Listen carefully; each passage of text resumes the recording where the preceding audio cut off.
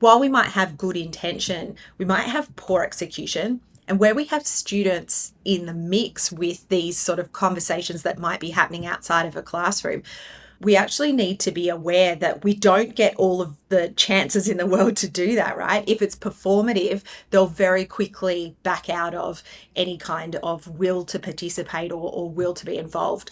So there has to be a clever design, there has to be a real purpose, and there has to be an openness around the kind of roles that we want everyone to actually play.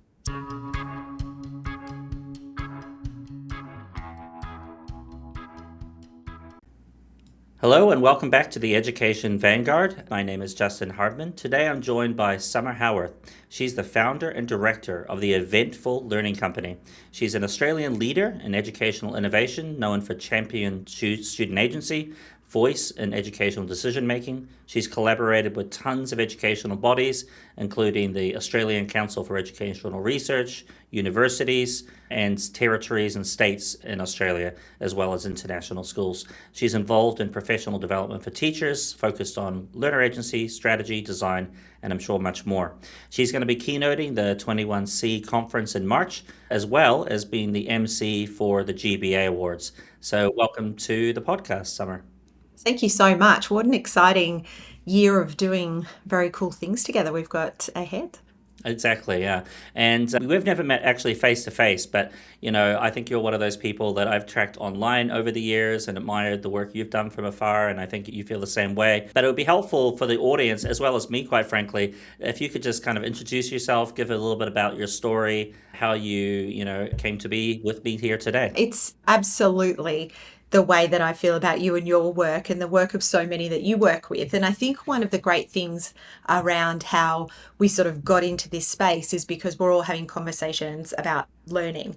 And that's what I've been doing for 25 years or so. Learning designer, teacher, strategic advisor, early career educator through universities, policymaker, you name it, I've done the whole kind of gamut. And that's been kind of deliberately and by design, but also just something that I've followed my nose. So early in my career around the work that I did in schools as a teacher, I've always been obsessed with what does learning look like, sound like, and feel like, and who's making decisions around learning.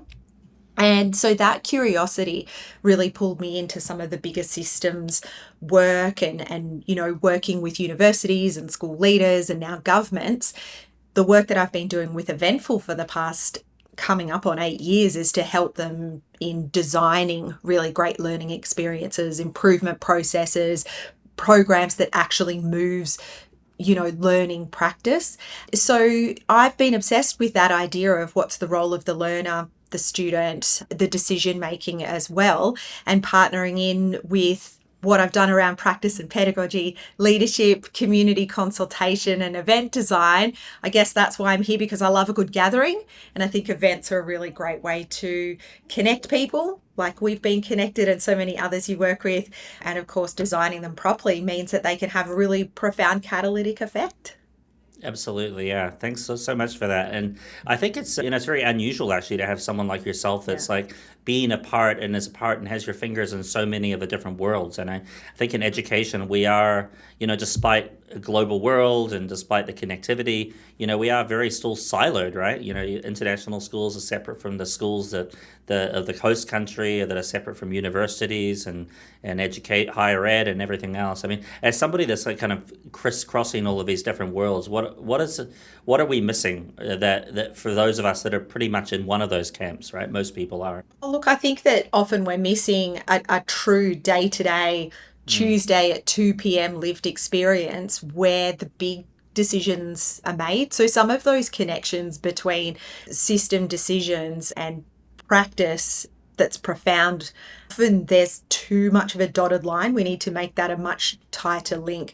And of course, Justin, I'm always going to say the lived experience of what it's like to be a learner in a particular school without just universalizing that experience, but contextualizing it, that can be missing. Absolutely. One thing you talk a lot about is student voice, and we had a lot of conversations about that in reflection to the conference. What is something that people are missing sometimes, or biggest misconceptions that events have when they're thinking about how can we bring student voice? And I have to admit, I'm sort of the camp where sometimes I feel like I'm a little bit people are like, oh, we should do a student panel, and Yeah. sometimes they go well, and sometimes it's like they just say the things that that they think you want to hear, right? So how do you really authentically bring student voice into events? I think for me, it's always looking at voice as your first step, and you want to move beyond that very quickly into partnership and into a co-creation of particularly useful things, insights, ideas, artifacts. We've got to be really careful of the performative nature. So are we actually asking questions that we're okay with wobbly answers to? Likewise, as well, are we having those continued conversations so that if students are part of an event, they're not feeling like this is my one chance and I've kind of got to get all of the grievances out. So there's particular clarity in roles, in purpose, and in the learning design that needs to take place. There has to be that safety for everybody, right? I'm safe to ask questions and enter a dialogue. I'm safe for that to be off stage, on stage, alongside of as well. So that pathway from voice to action and partnership. And I think it is actually incredibly important through the design, because as you know, and so many of your listeners, while we might have good intention, we might have poor execution. And where we have students in the mix with these sort of conversations that might be happening outside of a classroom, we actually need to be aware that we don't get all of the chances in the world to do that, right? If it's performative, they'll very quickly back out of any kind of will to participate or will to be involved. So there has to be a clever design, there has to be a real purpose, and there has to be an openness around the kind of roles that we want everyone to actually play. So sometimes it's okay if students aren't involved. That's not removing them, that's understanding the kind of role and purpose. Interesting, yeah. Can you maybe give me some examples of what does it mean to go from, voice to action? What does that look like in practice?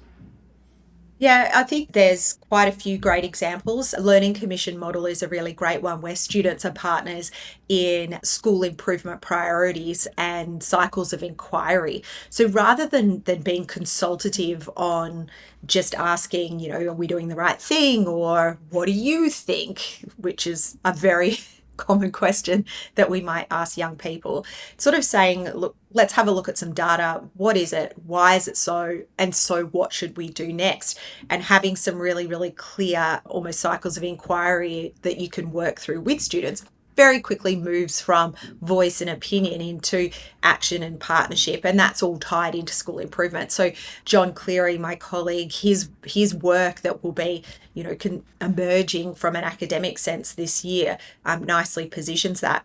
It's an interesting one as well, Justin, because so often you're asked, well, why aren't students then leading the big events around that? Sometimes it's appropriate to have them in positions where they might be emceeing or facilitating, but often they're there doing the work as well alongside school leaders and system leaders, and educators. So again, it's kind of tuning that role that moves very quickly from just being token voice into real action as well. So that's just one example. There's so many across the world. And I certainly want to say, I think that collectively we're getting better at it, but there's particular active ingredients we know to be true that we're now ready to share and make sure that they're kind of in the hearts, heads, and hands of all schools. Yeah. I mean, what it sounds to me, what you're saying, said it another way, is it's really involving students in the process as partners from the beginning, right? Yeah. As opposed to it being, kind of an afterthought or as a consultant. I often see in schools, and I think I've been, guilty of this as well, is where, you go, oh, well, we'll ask the students for some input. But the reality is, the plan's made, the train has left the station, you get their Yeah. feedback, but so what, right? And I guess they can sniff that out too, right? Oh, they can sniff that out. And there are some really clear protocols you can put into place. Students absolutely can see if this is simply a validating exercise. So you might ask, are we informing them of something that we've already made a decision about?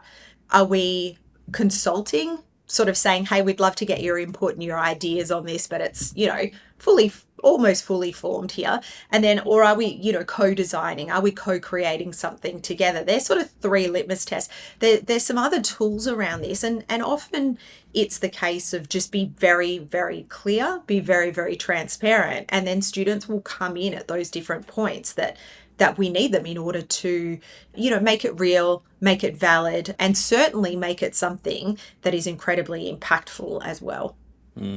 So, I mean, it seems like the lessons of how do you do this in a kind of conference experience and how do you do this in a Yeah. school or in a systems of schools are really the same, right? It's like involving students from the beginning, wrapping them into the process where appropriate, Yeah. and then, you get that authenticity as opposed to just a kind of checkbox exercise.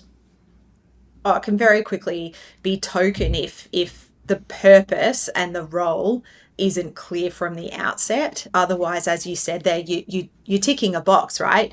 It gets powerful when it's not a suggestion box or a validation, but it's actually a methodology that you're working with. Yeah. I want to pivot a little bit too, and this is kind of around Yeah. the events as well, or around some of the other work you're doing around teacher innovation. And, this is something close to my heart because, I mean, everything that I do, I like to say we're a platform for sharing innovation, right? But the reality is it's oftentimes the same familiar faces, right, that are doing that sharing, right? It's maybe the 5% of the community, right, is doing most of the sharing. I mean, do you have Yeah. any strategies, and this is, I'm just asking for me and maybe the audience will benefit, where Yeah. where, we can get, people that maybe are the introverts or the people that aren't normally sharing Mm. a space for their voice in the conversation as well, whether that's at events, maybe specifically, but then that also then applies into schools as well, I think. You spot on in looking at how we can lean into design as our most important tool here, because there's brilliance in every space and such immense opportunity in events when we bring people together. We don't want to lose ideas. So the trick for me is designing events that reward like contribution and clarity and not confidence and competition. Mm. And by confidence, I think, it's that loud I'm getting on the microphone there. So some structured sharing and not just stuff on the microphone, some ways that you can look for individuals or table talk and sense making rather than just story sharing. That's a bit of a different one there as well. The multiple methods of contribution, digital, sticky notes. We love a sticky note, don't we?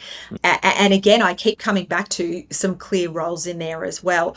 We want to be able to like interrupt airtime inequality is what I like to call it. And so with that, this is a design challenge, certainly not kind of a people challenge there. So we can say all we like. This is a safe space, but actually that's up to everybody in that space there. So if we can reward contribution and if we can turn the volume down on competition, then I think we're in there to kind of support the quiet innovators. Well, actually, all of the innovators, so that we actually get some really cool, clever stuff happening when we bring people together in an event.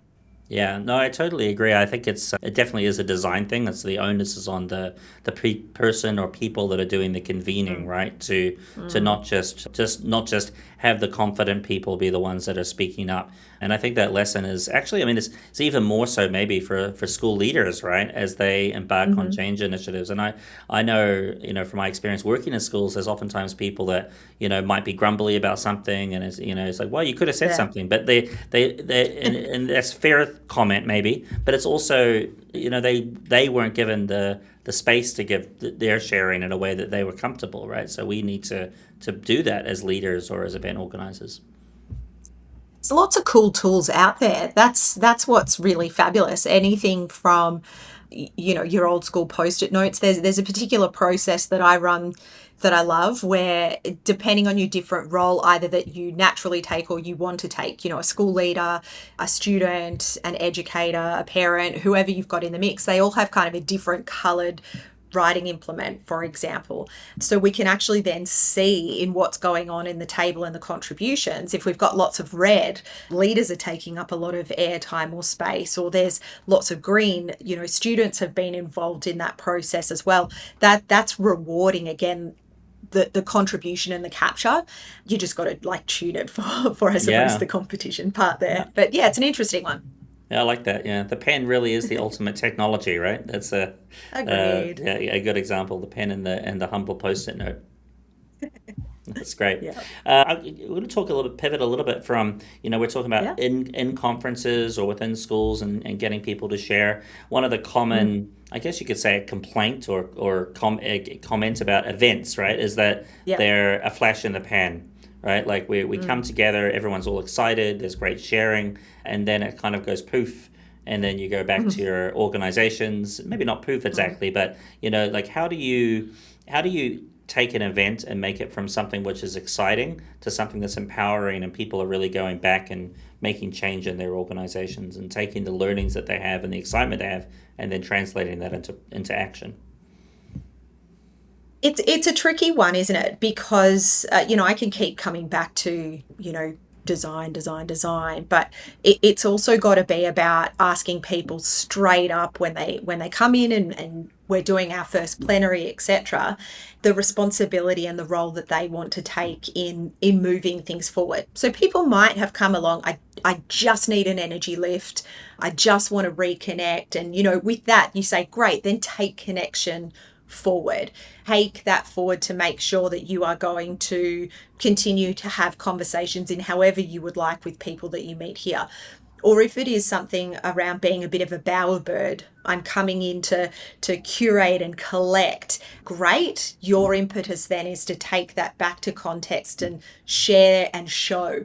Setting those sorts of goals can help people make those decisions as they're going along, which is how they would then absorb whatever's designed in the conference. But we never know, right? Like, it has to be useful, it has to be something that is contextual. But I do think with events, they do have to be social and they do have to have that element of inspiration. So you can at least look back and say, yeah, that was really cool. Or did I do anything with it? I mean, maybe emotionally, maybe practically, maybe there was something that was a little bit more comes to light in the future. But if we're only doing it for entertainment and there's not enough time for the consolidation and the digestion, that's when Mm. it'll just be a little bit flash in the pan. Yeah, yeah. People always say, Mm. the feedback often on events is, the best part was the hallway conversations, right? Oh, And I don't know how absolutely. how do you feel about that as an event organizer? Because sometimes I'm like, oh man, it's like, okay, so I guess my impact is like, do I order sausage rolls or do I get croissants, right, that you could eat while you're having the best part of the conference? But how do you feel about that as an event organizer? If someone says, oh, the best part was the corridor conversations.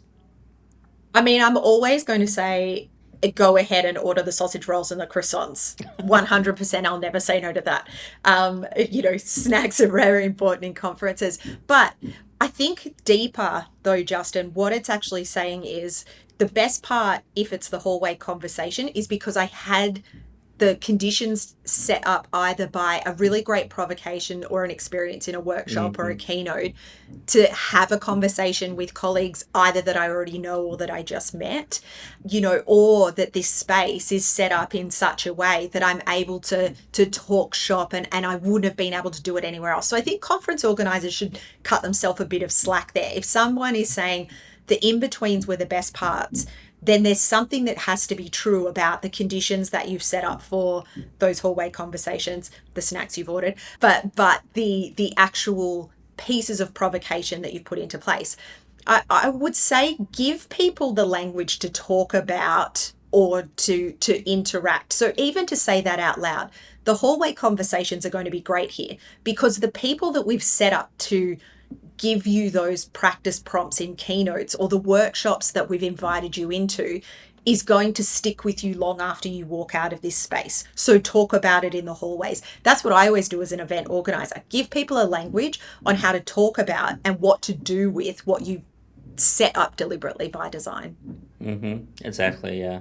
Yeah. And yeah, I mean, it's all back to that design piece, right? And it's also Yeah. the case that there are a lot of people that, I think that come to events too that, that isn't the best part for them, right? So you do have to balance Mm. things out between providing opportunities for people to have these kind of happenstance conversations, casual interactions with the more formal content piece as well, right? It's, everyone's got their own particular needs and preferences and structures that will enable them to learn best. There's a really great analogy by Thea Snow that I think is really beautiful here, and it's about honoring the grout. So if you think about a beautiful mosaic, and there's all of those, beautiful colored glass tiles that make up a mosaic, and you can think of that in terms of your workshops or your keynotes or the particular things that you've put on an agenda. But the grout is actually what holds that together, and Mm, that is how the participants are actually experiencing that. So for some it'll be the great hallway conversations, for others it'll be the spaces to kind of sit, reflect, journal, be in it all up in themselves to do that. Honoring the grout of any kind of event or any kind of, school or learning situation, that's a really important place to consider as well as an event organizer or as a school leader. It's like that, the grout. Yeah. That's really a good analogy. I want to Yeah. return to this something I sort of touched on before, right? Which is that you've Mm-hmm. been in these kind of multiple different domains, right? Universities, Yeah. government agencies, Mm-hmm. nonprofit agencies, Yeah. schools. So there's obviously the common thread between all of these different groups is that they're in the business of education, right? Is like helping people Mm-hmm. Mm-hmm. learn, providing Yep. opportunities for people, but they all do have their kind of their own domains, their own languages. So Mm. how do we create? And I sort of believe, and that I'm coming from the bias, I guess, is I feel like with the Yeah. changes that were happening in the world, with all of the technology that's happening, we can't just be in this position of, it's quite common in high schools, I think, to say, oh, we can't change because university, entrance is still, exam based, so we're stuck, I Mm-hmm. guess, right? So we need to Mm. have better bridges between these different parts of the learning ecosystem. How do we do Mm. that? I mean, how can we better do that for the learners today? In terms of events as the Yeah, it could be bridge, it is could be this? it could be in terms of events as the bridge, or just more broadly. Yeah. Yeah. Oh, look, I think what we're talking about is when people come together to learn, whether that's, in a digital environment, a physical environment, a classroom, or, whatever that might be. But I think that if we talk about events, for example, Justin, keep Mm, that line of sight.